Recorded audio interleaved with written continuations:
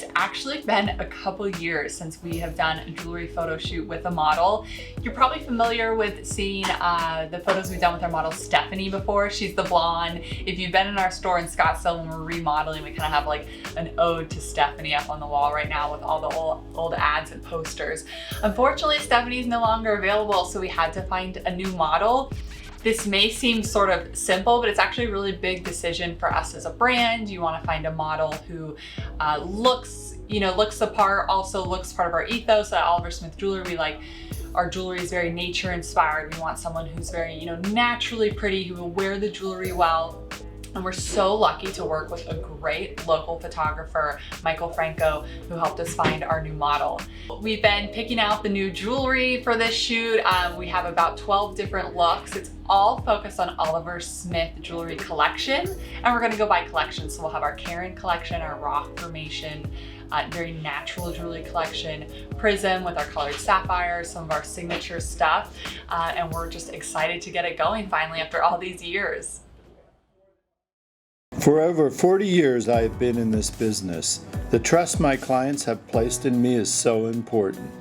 This is about continuing the growth of this business on that trust and the standard we have set. This is about what it takes to stay on top.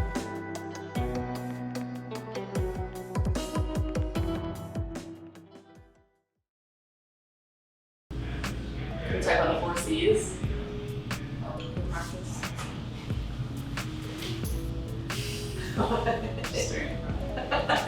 Always talking to a client.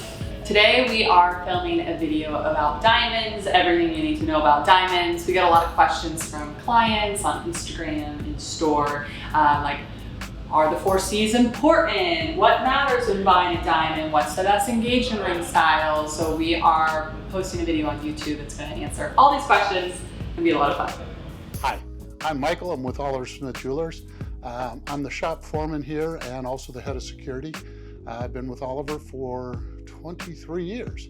I used to say that I was his longest term employee until his wife corrected me. And she's right, she's the longest. I'm not even sure how long Michael has been with us, over 20 years.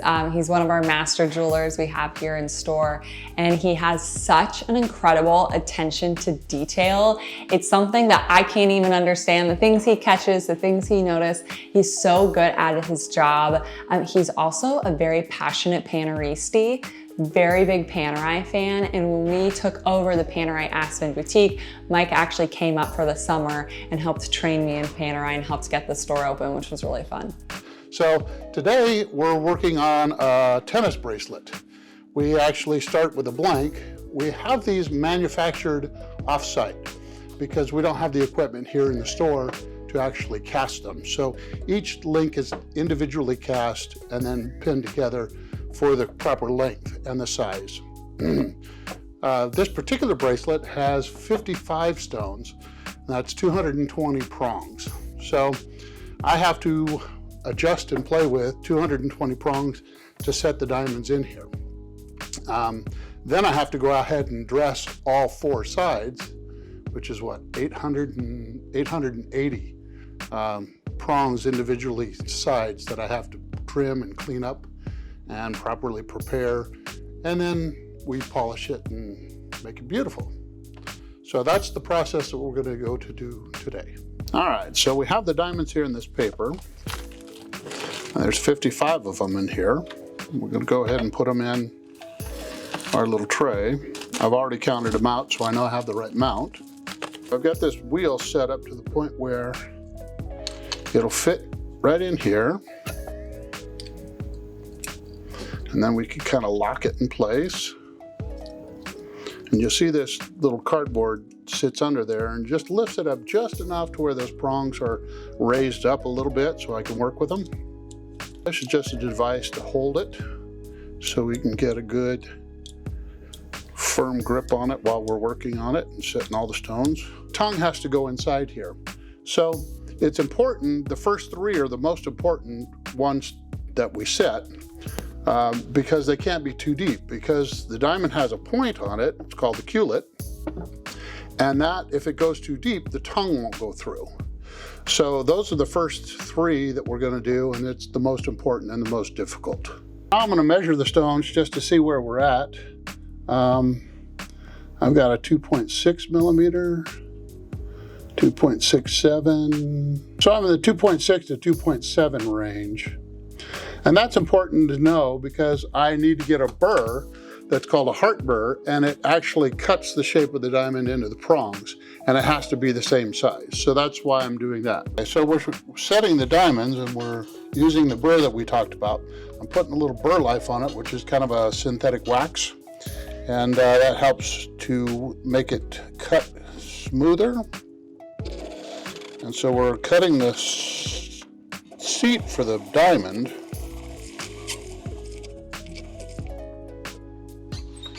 And then I've got to brush all the little metal shavings out of there because if it gets in between there and pinches, it can chip the diamond. Now this is the hardest part. Oliver wants them all to be lined up. So the top of a diamond is a pentagon, like a stop sign, or not, an octagon, excuse me, an octagon, like a stop sign. And Oliver likes to have them all lined up. And so I've got to turn the diamond in there to where it's all squared off, and then go ahead and tighten the stone. And that's the tricky part because it can slightly shift when I'm tightening it.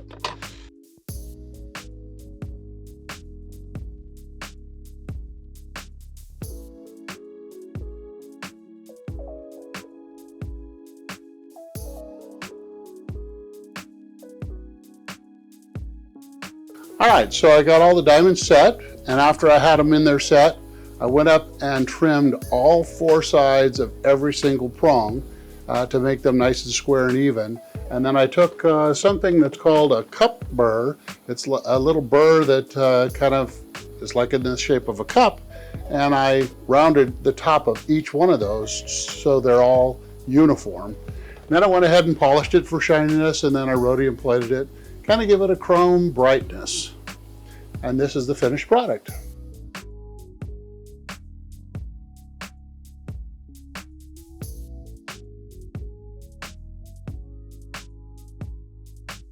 My dad, Oliver, first and foremost, is an artist and a creative.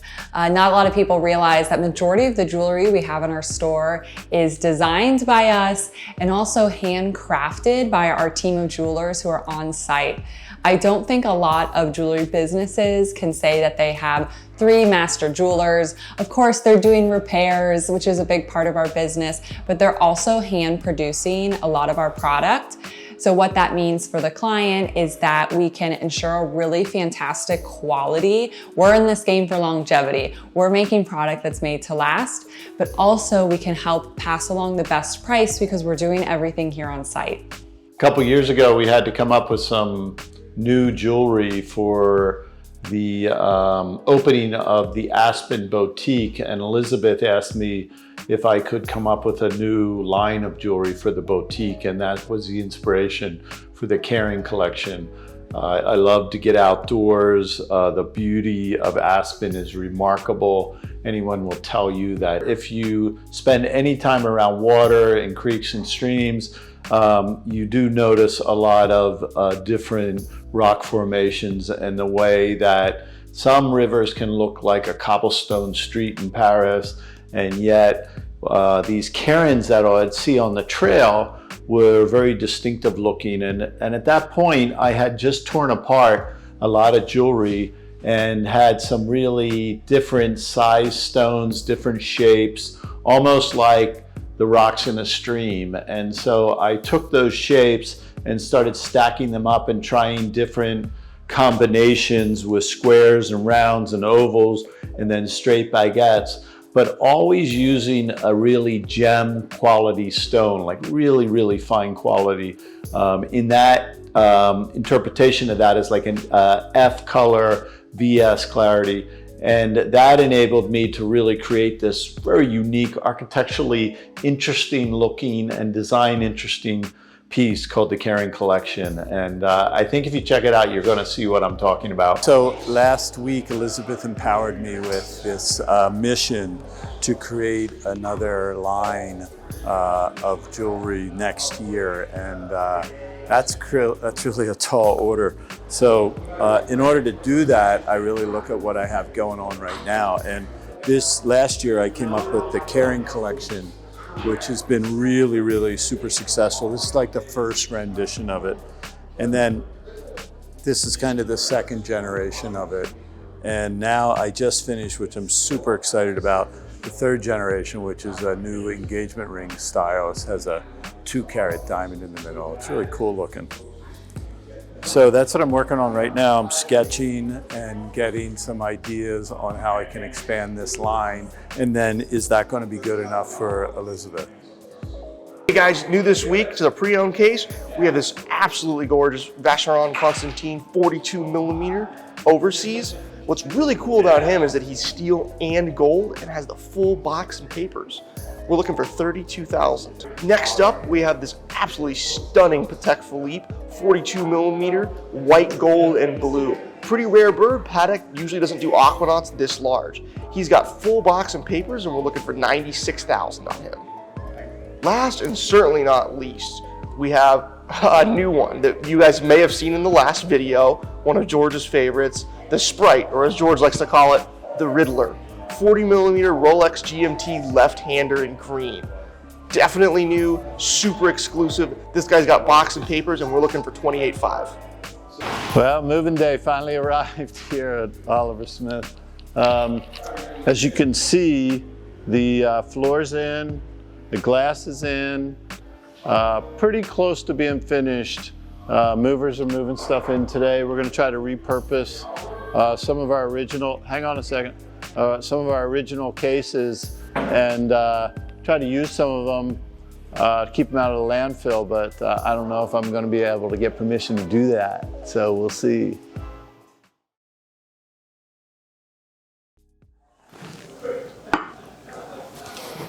Thank you for tuning in. I'm Oliver Smith and I really appreciate your support. Hit like and subscribe and we'll see you soon.